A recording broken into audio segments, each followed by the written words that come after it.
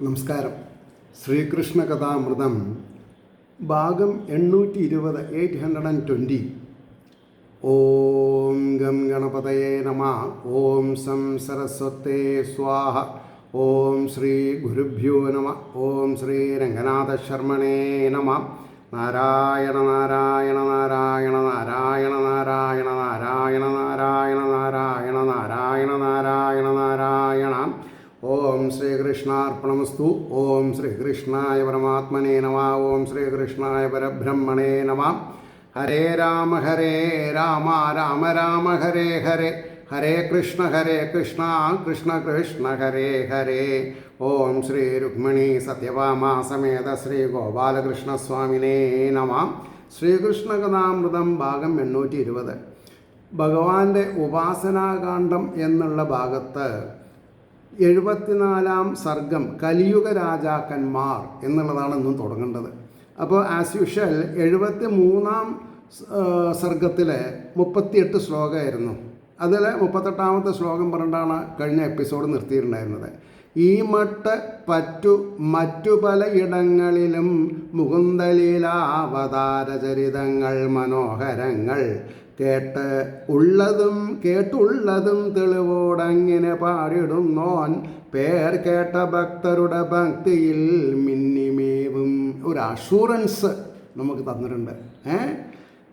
അത് അനുഭവിക്കാൻ ഭാഗ്യമുള്ളവർ, ഞാൻ അത്രേ പറയുള്ളൂ. അപ്പോൾ ഇനി 1-ാമത്തെ ശ്ലോകം കലിയുഗ രാജാക്കന്മാരിലെ യദുവംശവിഭൂഷണമാം കൃഷ്ണൻ നിജധാമമാർന്നതിൽ പിന്നെ ഭാവിയിൽ ഉളവാം പല പല ചന്ദ്രാന്വയ ഭൂപചരിതമോദീ മുനി. മൈത്രേയ മഹർഷി എന്തു ചെയ്തു? അല്ലെങ്കിൽ പിന്നെ എന്താണ് പറയുക, ഇവിടെ കാര്യം മാറിയല്ലോ, ഭഗവാന്റെ കാര്യങ്ങളൊക്കെ കഴിഞ്ഞല്ലോ. ഇനി ശുഖബ്രഹ്മ മഹർഷി പരീക്ഷത്തിന് പറഞ്ഞു കൊടുക്കുന്ന ഭാഗങ്ങളാണ്. യദുവംശവിഭൂഷണമാം കൃഷ്ണൻ നിജധാമമാർന്നതിൽ പിന്നെ ഭാവിയിൽ ഉളവാം വരാൻ പോകുന്ന പല പല ചന്ദ്രാന്വയ ഭൂപചരിതമോദീ മുനി. പേർ കൊണ്ട ജരാസന്ധക്ഷിതിപതിതൻ പുണ്യമാം പരമ്പരയിൽ അവസാനം നാടുഭരിപ്പവനാം പുകളേറിടും പുരഞ്ചയെന്ന പേർ കൊണ്ട വളരെ ശ്രേഷ്ഠമായിട്ടുള്ള പേരിലുണ്ടായിട്ടുള്ള ജരാസന്ധ ക്ഷിതിപതിതൻ, ക്ഷിതി ഭൂമി, പതി രാജാവ്. ഈ ജരാസന്ധൻ്റെ ബന്ധത്തിൽ അല്ലെങ്കിൽ ജരാസന്ധൻ്റെ താഴ്വഴിയിൽ വന്ന രാജാവ് പുണ്യമാം പരമ്പരയിൽ അവസാനം നാടുഭരിപ്പവനാം പുളകേറിയിടും പുരഞ്ചയനെ കൊല്ലും അമാത്യൻ പ്രദ്യോതാഖ്യയും തൻ്റെ പ്രത്യോഖ്യാത എന്ന് പറയുന്ന തൻ്റെ മകനെ വാഴിപ്പാൻ പ്രദ്യോതസുതൻ പാലകൻ അങ്ങനെ വാണിയിടും 5 തലമുറകൾ. നമുക്ക് പറയാൻ പറ്റുമോ? ഇവിടെ 5 തലമുറകളുടെ കാര്യമാണ് പറഞ്ഞത്.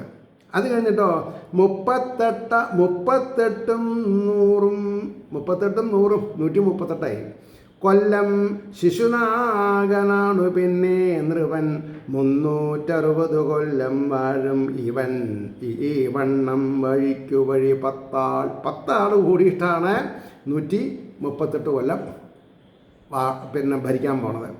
പിന്നെ അന്നു മഹാനന്ദിസുതൻ ശൂദ്രസ്ത്രീയിൽ പിറന്നൊരതിബലവാൻ നന്ദൻ ക്ഷത്രിയവംശം തകരും അവൻ മൂലം എത്രയും കലിയുഗത്തില് അന്ന് മഹാനന്ദിസുതൻ ശൂദ്രസ്ത്രീയിൽ പിറന്നൊരു അതിബലവാൻ നന്ദൻ മകൻ ക്ഷത്രിയവംശം തകരും അവൻ മൂലം എത്രയും കലിയിൽ. 2-ാം ഭാർഗവനാൽ പോലെന്നാൽ 2-ാം ഭാർഗവരാമനെ പോലെ അന്നാൾ നല്ലോർക്കിവൻ വഴങ്ങാത്തോൻ, നല്ലൊരു പറഞ്ഞാലും കൂട്ടാക്കില്ല, അവനെ തുടരും ശൂദ്രപ്രായന്മാരായ അധാർമികന്മാരാം. ശൂദ്രപ്രായം എന്ന് പറഞ്ഞാൽ എന്താ? പശുക്കളെ പോലെ ഊണ് കഴിക്കുക, ഉറങ്ങുക, മൈഥുനം ചെയ്യുക, അതാണ് പശുപ്രായം. അല്ലാണ്ട് നമ്മുടെ ഈ ദേവലോകത്തുള്ള കാമധേനു എന്നുള്ള അർത്ഥത്തിലല്ല. പശുപ്രായം അവനെ തുടരും ശൂദ്രപ്രായന്മാരായ അധാർമികന്മാരാണ് പിന്നെ ഉണ്ടാവുക. പല പല നൃപരും നന്ദനെട്ടാണാത്മക്കളേവനും ബലവാൻ ആവിധം 9 പേരും വാഴും നൂറ്റാണ്ടുകാലം അവനീതലം. ഈ ഭൂമി പല പല നൃപരും നന്ദനെട്ടാൺമക്കളേവനും ബലവാൻ ആവിധം 9 പേരും വാഴും നൂറ്റാണ്ടുകാലം ഈ തലം അല്ലേ. അപ്പോൾ അത് കഴിഞ്ഞാലോ, അവരുടെ ബാധയിൽ നിന്ന് ഈ നാടിനെ രക്ഷിക്കും ഒരു മഹാമതിമാൻ ബ്രാഹ്മണൻ. അന്നാൾ മൗര്യന്മാരാം പാലിപ്പതങ്ങും ഈ രാജ്യം. അങ്ങനെ മൗര്യന്മാരാൽ ഭരിക്കപ്പെടും. അവരുടെ ബാധയിൽ നിന്ന്, ഈ 9 പേര് 100 കൊല്ലം ഭരിച്ചിട്ടുള്ള ബാധയിൽ നിന്ന് ഈ നാടിനെ രക്ഷിക്കും ഒരു മഹാമതിമാൻ ബ്രാഹ്മണൻ. അന്നാൾ മൗര്യന്മാരാം പാലിപ്പതങ്ങും ഈ രാജ്യം. അത് കഴിഞ്ഞിട്ട് അദ്ദേഹം വിരുദേറും ചാണക്യനൊക്കെ ഇവിടെ പറഞ്ഞിട്ടുണ്ട്.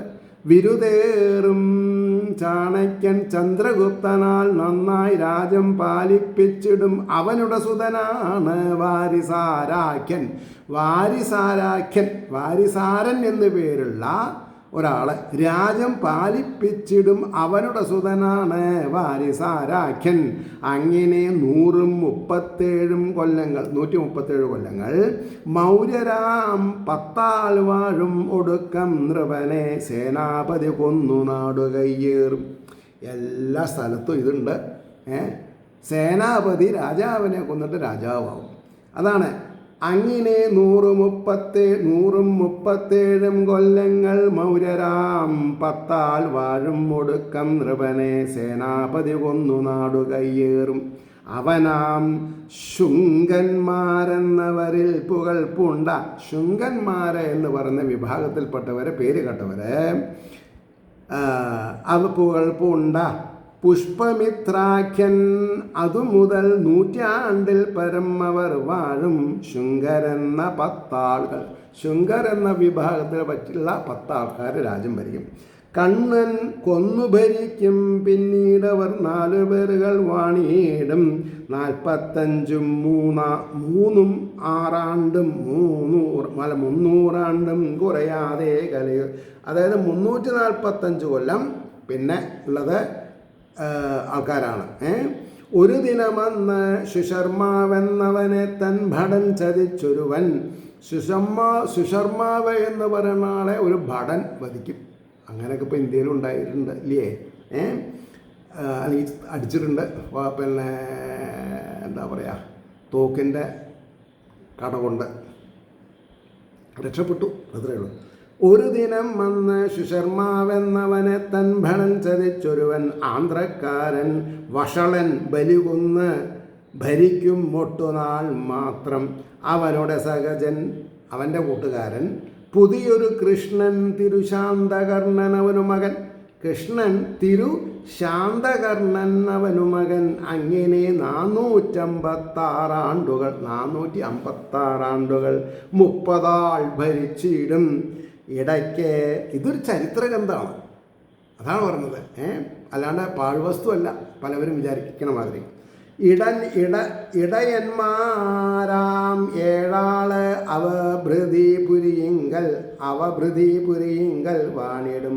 10 ആൾ ഗർദ്ധമരെന്ന് പുകഴ്ന്നോര് അതിലമ്പടരായി കങ്കർ 16 ആൾ. അവർ ലമ്പടന്മാരാന്ന് പറഞ്ഞിട്ടുണ്ടെങ്കിൽ അല്ലേ അത്യാസക്തി ഉള്ളവരായിത്തീരും. അപ്പോൾ ഇടയന്മാരാം 7 ആള് അവഭൃതിപുരിയിങ്കൽ വാണിടും.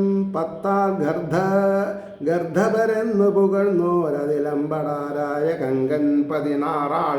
8 ആൾ യവനർ തുരുഷ്കന്മാർ 14 ആൾ. ഗുരുണ്ടരാം 10 ആൾ. ആ വിധം 65 ആളായി. ആ വിധം 65 ആളായി. 1000ഉം 100ഉം ഒന്നതിൽ കുറയും. അപ്പോൾ 1000ഉം 100ഉം അപ്പോൾ 1100 ആയി. ഒന്ന് അതിൽ കുറയും എന്ന് പറഞ്ഞാൽ ഒന്ന് മൈനസ് ചെയ്യുക. അപ്പോൾ എത്രയായി? 1099 1099 വർഷം ആണ്ടുകൾ വാഴും മൗരന്മാർ 11 തുടർന്നു 300 അവരുടെ ശേഷം പാരിൽ കില എന്നുള്ള പേരിഴും പുരിയിൽ ഭരണം ചെയ്യും 100 ഭൂതനന്ദ മുഖരഞ്ചാൾ അവരുടെ സുതർ വാണിടും ബാൽഹികരനായി പുകഴ്ന്നു 13 ബാൽഹികസുതരേഴാളാം ആന്ധ്രരും അതുപോലെ കോലസ്സന്മാരും നിഷാദികളും വാണിടും മധുകാലം പുഷ്പമിത്രനും മകനും മാഘധരിലൊരാൾ വിശ്വസ്ഫൂർജി അവൻ ബ്രാഹ്മണാദിവർണ്ണങ്ങളെ മദ്രപൊളിന്താദികളായി മാറ്റി രസിച്ചിടും അത്രയും മൂർഖൻ. ബ്രാഹ്മണരേനൊക്കെ വഴിതെറ്റിച്ച് നടത്തിയിട്ട് പേരെടുക്കുന്നു പറഞ്ഞതേ മൂർഖനല്ലാണ്ട് പിന്നെ ആരാ? പ്രജകളിൽ വർണ്ണം മാറ്റും പേരിയലും പത്മവതിയിൽ മേവും അവൻ പുണ്യഹരിദ്വാരം മുതൽ നാടാകയടക്കിടും പ്രയാഗ വരെ സൗരാഷ്ട്രാദിയിലങ്ങിങ്ങമരും ദ്വിജരെന്ന് ശൂദ്രരെ പോലാം. കുറെ കഴിയുമ്പോൾ ബ്രാഹ്മണരെ സൗരാഷ്ട്രയിലെ ശൂദ്രരെ പോലെയാവും. ഉപനയനാദിയിലണവും വിശ്വാസം എന്നിടാത്ത വിഡ്ഢികളാം. അപ്പോൾ വേദവിധി പ്രകാരം ഉപനയനാദികൾ ചെയ്യാത്തവരാരാന്നാണ് പറഞ്ഞത്? വിഡ്ഢികൾ. അത് മനസ്സിലാക്കുക.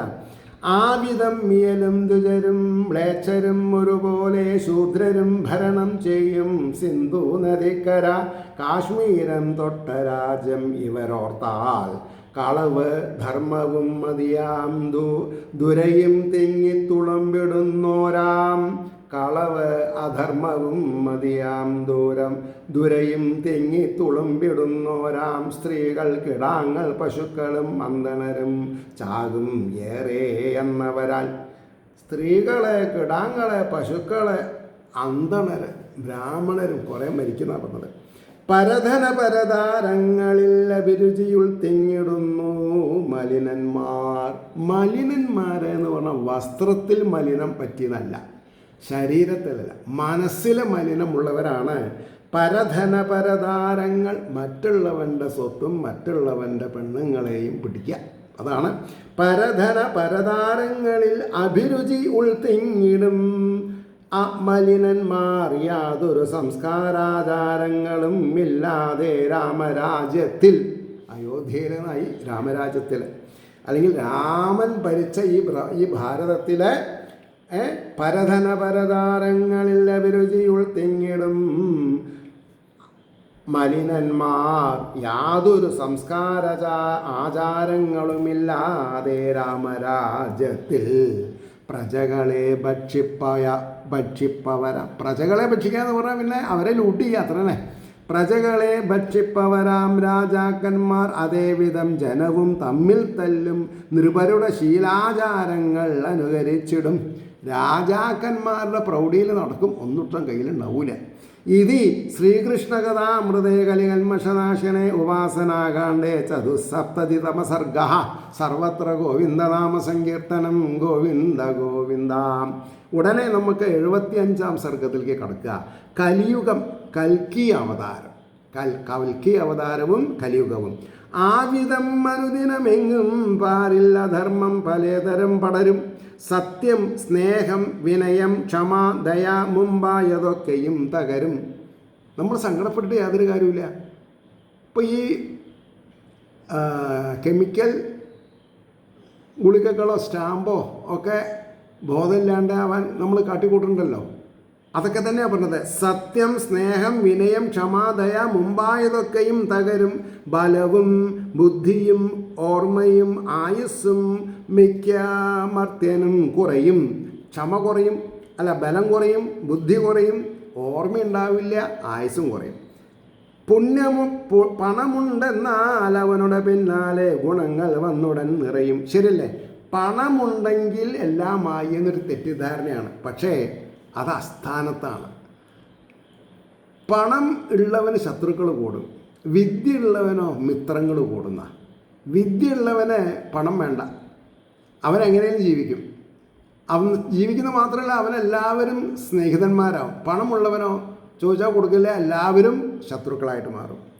കുലവും പാരമ്പര്യവും ആചാരവുമല്ല, വിദ്യയും വേണ്ട, പണമേ മതി, കലികാലം കഴിവോളം മണ്ണിൽ മാന്യനായി തീരാൻ. പണമുണ്ടെങ്കിൽ അവനെ ആൾക്കാർ ബഹുമാനിക്കും. ഭാഗവതാചാര്യനെ ബഹുമാനിക്കില്ല. കാരണം എന്താ? അയാളുടെ കയ്യിലുള്ള വിദ്യ ഇവർക്ക് വേണ്ട. ചുരുക്കത്തിൽ അങ്ങനെ. എന്നാൽ കുറച്ച് സംഗീതാത്മകമായിട്ട് ഭജനൊക്കെ പാടണവർക്ക് നല്ല ഡിമാൻഡാണ്. അത് കാരണം എൻ്റെ ഗുരുനാഥൻ പറഞ്ഞു, കാലികാലൊക്കെ വരും, അപ്പം എന്നെ പോലുള്ളവർക്ക് പ്രസക്തി ഇല്ല. പക്ഷേ തനിക്ക് ഒരു കാര്യം ചെയ്യാം, പ്രൊഫഷണലായിട്ട് പോകണ്ട, അമേച്ചറായിട്ട് നിന്നോളൂ. ആരെങ്കിലും എന്തെങ്കിലും ചോദിച്ചാൽ അവർക്ക് വേണ്ടത് പറഞ്ഞു കൊടുക്കുക. അത് ഞാൻ ചെയ്യുന്നുണ്ടേ, പ്രൊഫഷണലേ. അതുകൊണ്ടാണ് പറഞ്ഞത്, കുലവും പാരമ്പര്യവും ആചാരവും അല്ല, വിദ്യയും വേണ്ട, പണമേ മതി, കലികാലം കഴിവോളം മണ്ണിൽ മാന്യനായി തീരാൻ. ലോകവ്യവഹാരങ്ങളിൽ നേരല്ല നരന് മികവാണ് ആവശ്യം, സാമർഥ്യമാണ് ആവശ്യം. വ്യവഹാരങ്ങൾ നേരല്ല നരന്, ധർമ്മമല്ല അവനാവശ്യം. അകവും പുറവും രണ്ടായ പരനെ വഞ്ചിപ്പതെന്നു സാമർഥ്യം. അകവും പുറവും രണ്ടായ അപരനെ, അതായത് ശരീരം കൊണ്ട് വ്യത്യാസമേ ഉള്ളൂ. അകവും പുറവും ഒരേപോലെ എല്ലാവരുടെയും. അകത്താണ് ചൈതന്യം ഇരിക്കുന്നത് എന്നർത്ഥം. അപ്പോൾ അകവും പുറവും രണ്ടായ പരനെ വഞ്ചിപ്പതെന്നു സാമർഥ്യം. സ്ത്രീ പുരുഷന്മാർക്ക് അഭിരുചി മാത്രം മതി, വേൾക്കുവാൻ പല വിധിയും.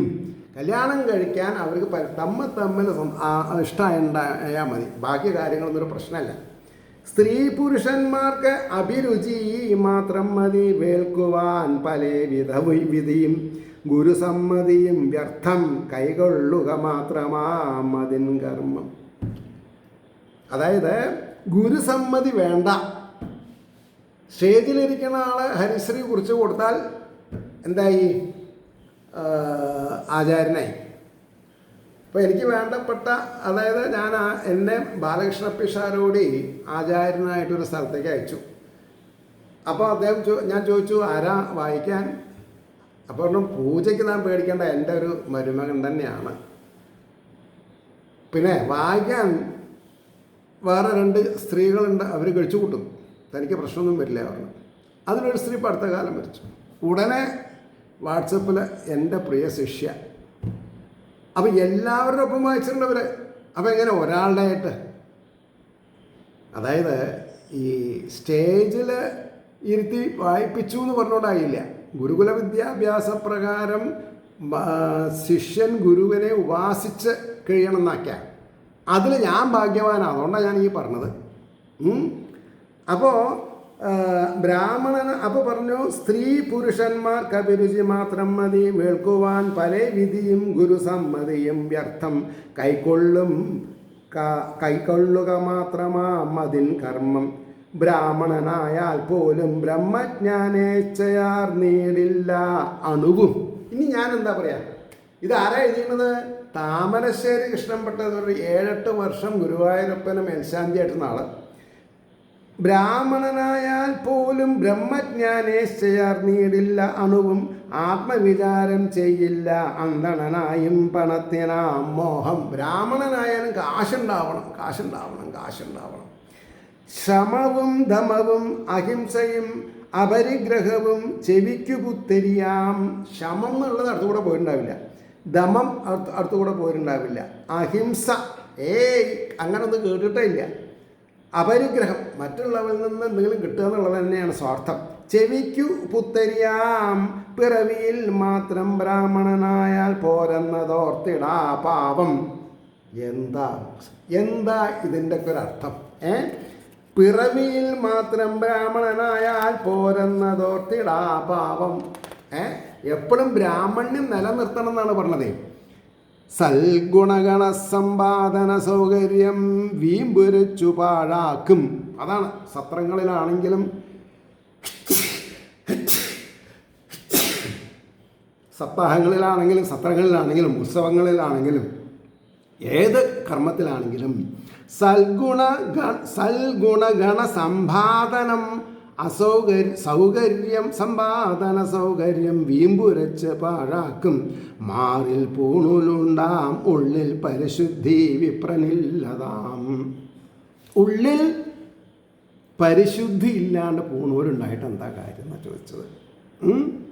കഴിവ് ശമാധി വിജിജ്ഞാസയും ശമാധി ഇവ ജിജ്ഞാസയുമാണ് അറിവിനു വേണ്ടതെന്നാലും അവിടെ ഒരു കൂട്ടക്ഷര പ്രയോഗമുണ്ട്. കഴിവ് ശമാധി ഇവ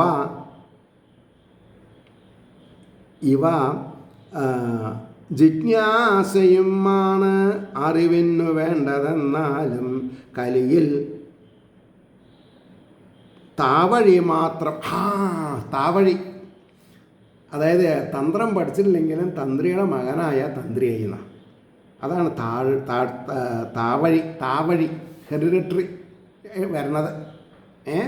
കലിയിൽ താവഴി മാത്രം കാണാം, മറ്റൊന്നും അധികമില്ലതാം. വേറൊന്നുമില്ല. എത്ര വർഷം പഠിച്ചു അത് പ്രശ്നമല്ല.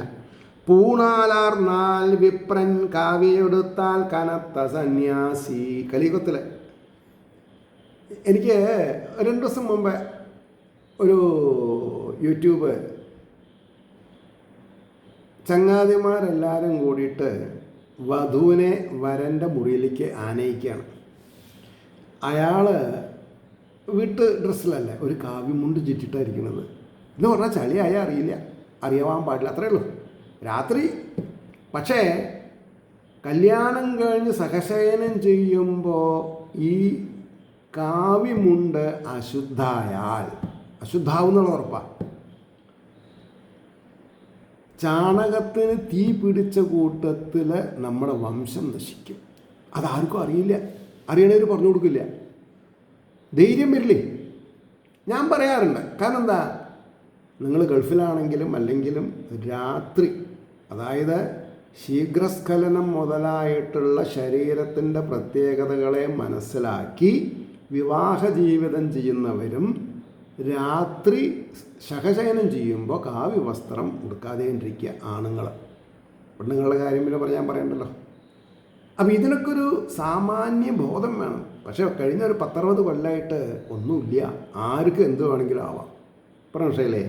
അപ്പോൾ പൂണൂലാർന്നാൽ വിപ്രൻ കാവ്യെടുത്താൽ കനത്ത സന്യാസി മൂടുപടത്താൽ സതിയാം. അല്ലേ, ഇത് മൂടുപടത്താൽ സതിയാം അല്ലേ. ഇപ്പോൾ നമ്മുടെ കേരളത്തിൽ പ്രത്യേകിച്ച് ആൾക്കാർ ആഗ്രഹിക്കുന്നുണ്ട് എല്ലാവരും പർദ്ദയൊക്കെ ഇട്ടാൽ ഇസ്ലാമായി എന്നല്ല. ഇസ്ലാമിൽ അങ്ങനെ പറഞ്ഞിട്ടില്ല, മനസ്സിലായില്ലേ. മൂടുപടത്താൽ സതിയാം മാന്തോലാൽ ബ്രഹ്മചാരിയാം കലിയിൽ ആചാരാദികളാവില്ല ആശ്രമചിഹ്നങ്ങൾ ഏസിയും പിന്നെ എന്താ പറയുക പരവതാനും ഇല്ലാത്ത ആശ്രമങ്ങളില്ല. അതല്ല ആവശ്യം എന്നാ പറഞ്ഞത്. ആചാരാദികളാവില്ല ആശ്രമചിഹ്നങ്ങൾ കാവ്യം മറ്റും സുവിദിത സന്യാസികളും സ്വർണ്ണാഭരണം ധരിച്ചു വിലസിയിടും. സന്യാസിയായ പിന്നെ സ്വർണത്തിനോട് താല്പര്യം തോന്നാൻ പാടില്ല. മോതിരാണെങ്കിലും ശരി, വളയാണെങ്കിലും ശരി, റിസ്റ്റ് വാച്ചാണെങ്കിലും ശരി. കഷായം ഉടുത്തിയിടും കാമിനിമാരോടടുത്ത് പെരുമാറും. കഷായം അതായത് ഈ വസ്ത്രം കാവ്യമായിട്ട് സ്ത്രീകളെ മുട്ടി ഉരുമി നടക്കാൻ പാടില്ല. പക്ഷേ ഇത് മനസ്സിലാക്കാണ്ട് സ്ത്രീകളും പുരുഷരും സന്യാസി ആയാലും എന്തപ്പോ അല്ലേ അങ്ങനെ. അപ്പോൾ കഷായം ഉടുത്തിയിടും കാമിനിമാരോടടുത്ത് പെരുമാറും കാൺമോർക്ക് ആത്മാനുഭവം കാശിന് വിരക്തർ വാരി വർഷിക്കും. അതന്നെ, അതായത് കാൺമോർക്ക് ആത്മാനുഭവം കാശിന് വിരക്തർ വാരി വർഷിക്കും. അഭിവന്ദ്യന്മാരായോരവരിൽ പലരും വിളങ്ങും. എന്നാലും അധികവും ഉദരനിമിത്തം ബഹുകൃതവേഷം ധരിച്ചിടുന്നോരാം. എല്ലാവരെയും കുറ്റം പറയാൻ പാടില്ല, കുറേയൊക്കെ ആൾക്കാർ നല്ലവരാണ്. പക്ഷേ അധികവും ഉദരം നിമിത്തം ബഹുകൃതവേഷം, വയറ്റുപഴപ്പിന് വേണ്ടിയിട്ട് പല വേഷങ്ങൾ ധരിച്ചിടുന്നോരാം. താടികൾ നീണ്ടോൻ